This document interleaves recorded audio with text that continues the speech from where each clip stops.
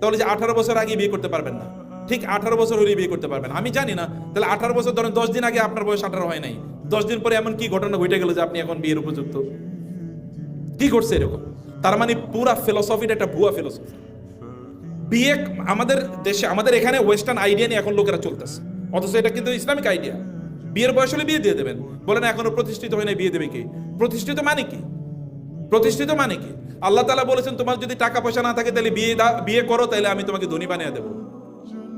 এটা আল্লাহ বলেছেন সূরাতুন নূরে, যে তোমরা বিয়ে করো তাহলে আমি কি, ওয়ানকিহুল আয়ামা মিনকুম ওয়াস-সালিহিনা মিন ইবাদিকুম ওয়া ইমাইকুম ইন ইয়াকুনু ফুকারা ইউগনিহিমুল্লাহু মিন ফাদলি সালাসাতুন হাক্কুন আলাল্লাহি আউনুহুম। তিন ব্যক্তিকে সাহায্য করা আল্লাহর দায়িত্ব হয়ে যায়। তোমাদের কেউ বিয়ে করলে তাকে সাহায্য করা আল্লাহর দায়িত্ব হয়ে যায়। এখন আমরা বলছি না, বিয়ে করানো যাবে না, কারণ এখনো বয়স হয়নি। এটা কি হয়েছে? এবং বিয়েটাকে যত জটিল করা হবে, জেনা তত কি হবে, সহজ হবে। এবং তাই হচ্ছে কিনা সমাজে। এবং খুবই আনফরচুনেটলি আমাদের এই সমাজে যারা এত বছর রাষ্ট্র চালাইছে, তারা দেখাইছে যে তুমি জেনা করো নো প্রবলেম, কিন্তু বিয়ে করলে তোমার ধরে নিয়ে যাবো। 18 বছর হয়েছে, 18 বছর আগে কেন বিয়ে করলো, এই কারণে পুলিশ ধরে নিয়ে গেছে।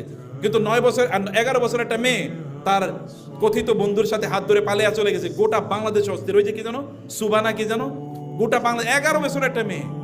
এটা নিয়ে রাষ্ট্রের কোনো মাথা ব্যথা নেই, সব মাথা ব্যথা কেন 18 বছর আগে বিয়ে করলো।